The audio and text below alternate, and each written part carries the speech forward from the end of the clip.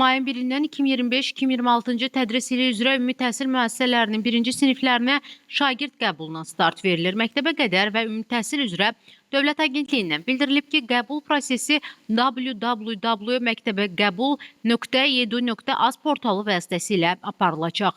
Uşaqların birinci sinifə elektron qəbulu ölkənin bütün şəhər və rayonlarının ümumi təhsil müəssisələrini əhatə edir. Qeyd edək ki, bu il Azərbaycan bölmələri üzrə 85 minə yaxın uşaq məktəbə hazırlıq qrupundan avtomatik olaraq birinci sinifə keçiriləcək.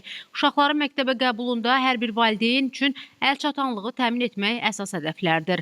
Abşeron rayonu, Bakı, Sumqayıt və Gəncə şəhərlərində Azərbaycan bölməsi üzrə məktəb və müəllim seçimi mayın 6-sından iyunun 5-nədək prioritetli mərhələdə aparılacaq. Tədris digər dillərdə aparılan bölmələr üzrə isə seçim iyunun 17-sindən iyulun 17-sinədək keçiriləcək. Bu müddətdən sonra həmin məktəblərə artıq prioritet statusu olmadan seçim etmək hüququ mümkün olacaq. Qəbul prosesi sentyabrın 12-sindən davam edəcək. Digər dillərdə tədris aparılan bölmələr üzrə müsahibəyə qeydiyyat may ayının 6-sından 20-sinədək, müsahibə mərhələsi isə mayın 12-sindən 31-nədək davam edəcək.